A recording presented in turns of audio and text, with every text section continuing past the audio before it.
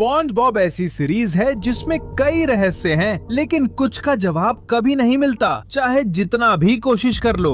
और आज हम इन रहस्यों की खोज करेंगे। क्रस्टी क्रैब 2 के साथ क्या हुआ? 2004 की स्पॉन्ज बॉब फिल्म में मिस्टर क्रैब्स पर पैसे कमाने का जुनून पहले से भी ज्यादा सवार हो जाता है, जिससे वो दूसरा क्रस्टी क्रैब खोलने का फैसला करता है। वास्तव में इसने बिकनी बॉटम का ध्यान खींचा और इसकी शानदार प्रस्तुति खबरों में भी आई। वाह, खबर इतनी बड़ी थी कि बेचारे स्पॉन्ज बॉब को लग रहा था कि वो उस दूसरे क्रस्टी क्रैब का मैनेजर बन जाएगा।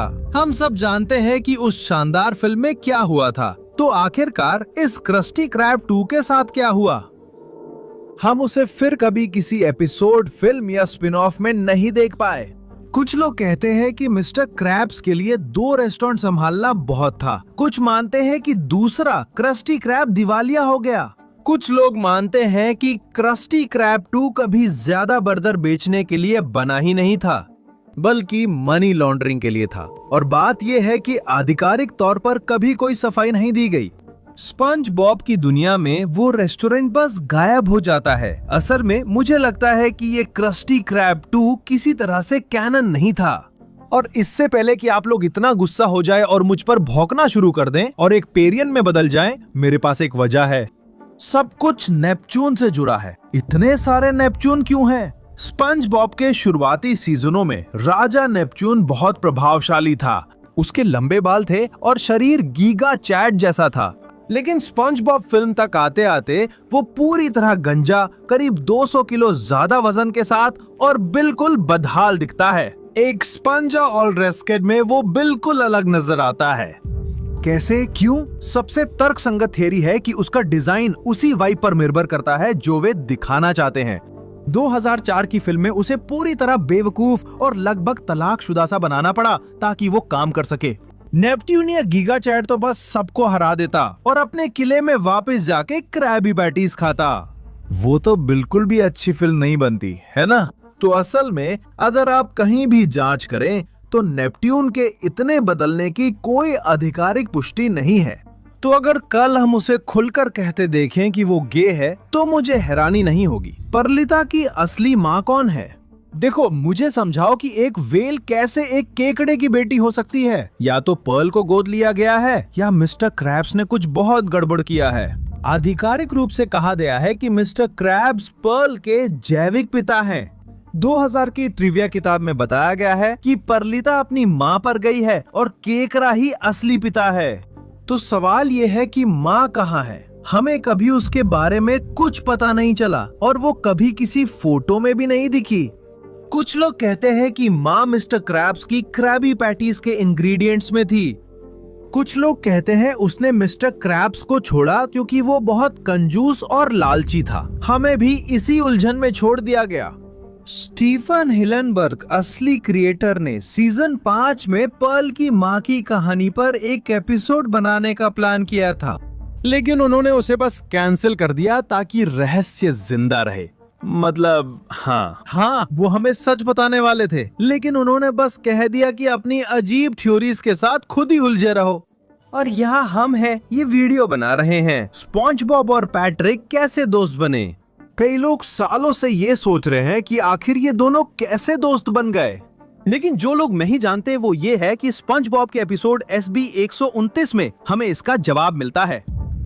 स्क्विडवर्ड जम जाता है, 2000 साल आगे भविष्य में जाता है, फिर समय में घूमता है और गुफाओं के युग में पहुंचता है। वहां हम क्या देखते हैं? गुफाओं के युग वाले स्पंज बॉब और पैट्रिक प्राचीन समय से ही दोस्त हैं।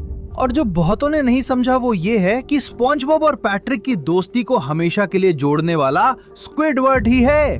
वो उन्हें बिना दिमाग के गुफावासियों की तरह खुद को नुकसान पहुंचाते देखता है, इसलिए जेलीफिश पकड़ने के लिए जाल देता है और इनका पसंदीदा खेल भी बनाया। तो स्क्विडवर्ड ने अनजाने में ही पूरे बिकिनी बॉटम के सबसे बेवकूफ जोड़ी को एक कर दिया और उन्हें सबसे अच्छे दोस्त बना दिया। पानी के नीचे आग कैसे जल सकती है? ये उन सवालों में से एक है जिसने सबसे ज्यादा हैरान किया है। और सच में समुद्र के नीचे आग कैसे जलाई जा सकती है? अपराधी जिंदगी वाले एपिसोड में स्पंज बॉब और पैट्रिक मुफ्त गुब्बारे के अंतर्राष्ट्रीय दिवस पर एक गुब्बारा चुरा लेते हैं। वे अपराधियों की तरह भागते हैं और वाय के चारों ओर बैठ जाते हैं, पानी के नीचे और आग के साथ। पैट्रिक ही कहता है, अगर हम पानी के नीचे हैं तो यहाँ आग कैसे हो सकती है? और ये इकलौती बार नहीं है जब हम आग देखते हैं। पार्टी बिगाड़ने वाले एपिसोड में बॉब को एक निमंत्रण मिलता है जो खराब हो जाता है क्योंकि वो समुद्र के नीचे रहता है। वो बेवकूफों की तरह मजाक उड़ाता है और उसे ऐसे ही जला देता है जैसे कुछ हुआ ही ना हो। उन्हें सचमुच पता है कि इसका कोई मतलब नहीं है, तो बस ये है और बस। और अगर तुम्हें पसंद नहीं है तो लो, यही है। डोरा द एक्सप्लोरर की पूजा करता हूँ, परेशान मत करना। स्पॉन्ज बॉब की उम्र कितनी है? देखो, माना जाता है कि समुद्री स्पंज लगभग अमर होते हैं और वे डायनासोर से भी ज्यादा जी सकते हैं। लेकिन फिर स्पॉन्ज बॉब की उम्र कितनी है? हमें इसका जवाब सोने का समय एपिसोड में मिलता है। उसके लाइसेंस में लिखा है कि उसका जन्म 14 जुलाई 1986 को हुआ था। सिर्फ हिसाब लगाओ दोस्तों, सीरीज 1999 में शुरू हुई थी। यहाँ स्पॉन्ज बॉब सिर्फ 13 साल का बच्चा था। 2004 की फिल्म में उसकी उम्र 18 साल थी, इसी वजह से उसने मूंछ रखी थी।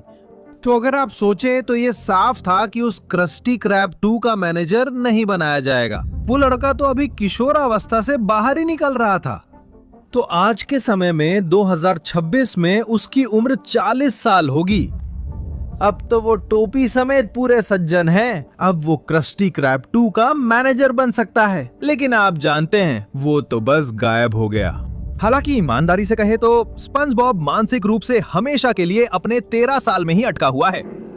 स्पंज बॉब के संभावित भविष्य। स्पंज बॉब का भविष्य भी उतना ही अजीब है जितना कि वो खुद है। और असल में उसका सिर्फ एक ही भविष्य नहीं है, उसके कई भविष्य है। सबसे पहले SB 129 में स्क्विडवर्ड 2000 साल आगे यात्रा करता है और उसे स्पॉन्ज बॉब मिलता है जो असल में बॉब ही है, लेकिन उसके चारों ओर 486 क्लोन है। मतलब स्पॉन्ज बॉब सिर्फ समय को ही नहीं झेलता, वो तो प्लेग की तरह बढ़ती जाती है। फिर सीजन 5 के एपिसोड स्पंज में बॉब जेलीफिश से बचने की कोशिश करता है और अकेले रहने चला जाता है। वो असफल हो जाता है और आखिर में अपनी ही विशाल मूर्तियां बनाता है ताकि जेलीफिश वहां चिपक जाएं। हजारों साल बाद पागलपन है, वे मूर्तियां अब भी मौजूद हैं और ऐतिहासिक विरासत बन जाती है।